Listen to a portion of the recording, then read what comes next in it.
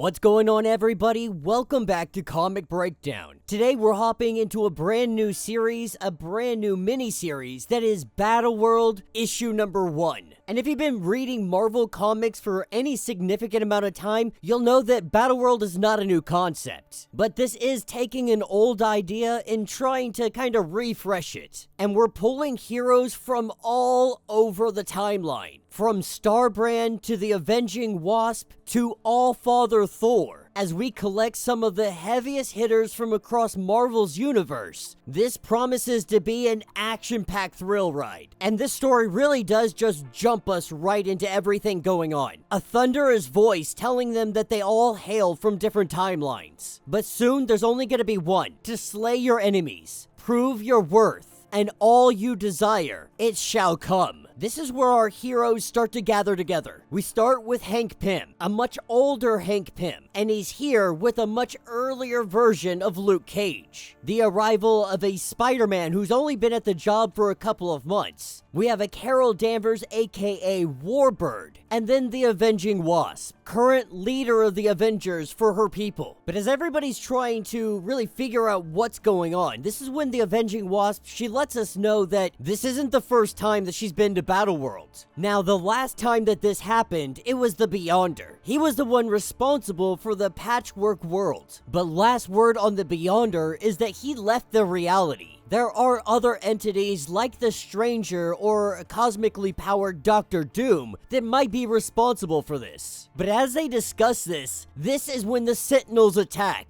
They immediately hit Carol Danvers first. And with our heroes jumping into the fray, it looks like they might be screwed here, had it not been for the arrival of Storm. With our goddess mutant coming in, she drops lightning on one of the Sentinels. But this is only temporary. The Sentinels, they're gonna reboot. They're gonna recalibrate. They're gonna adjust for all the new power levels to include Warbird. And once the recalibration is complete, they are all absolutely screwed. This is where we have the arrival of All-Father Thor, coming into this universe but without Mjolnir. He's still Thor and he's still the All-Father. So he's able to put down one Sentinel before another Sentinel knocks him down to the ground. And when the Sentinels recalibrate to get rid of All-Father, this is when Maestro shows up. Our tyrannical Hulk showing up and smashing yet another Sentinel. And so as you can tell, they're lining up all the heavy hitters. They're all showing up, they're arriving. We even have our Spirit Rider, Kashala, our Ghost Rider. They're all here and they're all kicking some Sentinel butt. And with these power levels here, it was only a matter of time before all the Sentinels got taken down. And while they're doing cleanup, there's someone hiding in the bushes. Everyone hears a blam, a gunshot. And coming out of those bushes is Bucky Barnes, 17 years old, fresh off the front line. And he just put a bullet into Zemo. Zemo was hiding in the bushes waiting to take his shot. Bucky took his first. And there also seems to be not much question about Bucky putting a bullet in homie. But now they're trying to figure out what the hell is going on. As Hank Pym starts to try to analyze and figure out what might be going on, who might be responsible. With all the information looking accurate, they call out the creator of this world. They call out Korvac.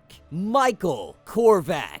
Now, Michael Korvac's got an interesting history in Marvel. The guy pretty much started out as like a computer engineer who had half of his body chopped off and became like a cyborg. With this all grafted to his body, it kind of created an ability to siphon energy from pretty much anything he wanted.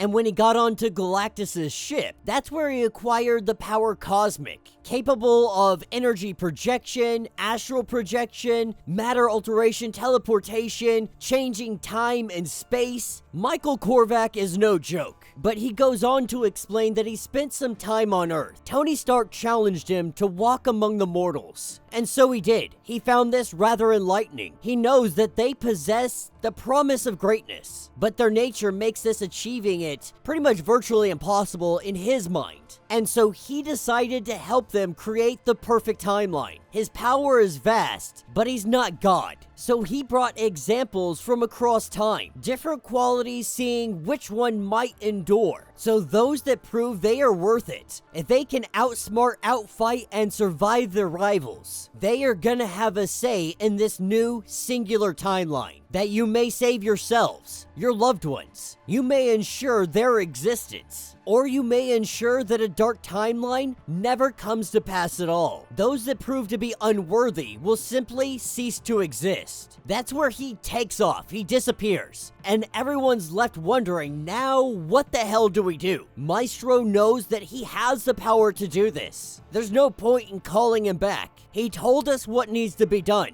so there's only one thing left to do. This is where the Hulk attacks. First, immediately going after Allfather. But our heroes don't waste any time. They jump in on the Hulk and they all attack. They all fight. They throw everything they have at him. But even with their vast numbers in this situation, even with Allfather at their side, this isn't enough. They don't have time to turn these guys into a well-organized team. So the Avenging Wasp, she's gonna take care of the Hulk herself. As she shrinks down to size, she goes into the brain of the Hulk. And in his brain, they detonate. They absolutely turn his brain into mush, as we see Maestro fall to the ground. At this power level, Hulk is functionally immortal. While Janet's intentions were to murder Hulk, he's not dead. It's gonna take some time, but his brain's gonna regenerate. But this should keep him disoriented long enough for them to figure out how to get out of Battleworld. They're pretty much saying that this is gonna take Hulk out of the equation for the rest of Battleworld, which makes sense. You can't have Hulk, you can't have Maestro running around specifically. No one's gonna win that fight. But this is where Hank tells all of them, like, listen, I'm gonna go figure out what the hell's going on. I'm gonna go subatomic. I'm taking Hulk with me. He had once fallen in love with a girl from the subatomic kingdom. He brought her to our world and she died. Maybe in one of those timelines, she might be alive. Or maybe when he revives, he might go looking for her. As he goes off to try and solve this problem, we have somebody who is watching, who is keeping tabs. That somebody is Arcade. Arcade alongside Titania and Absorbing Man. After learning everything that's going on, Arcade wants to turn this into his new murder world.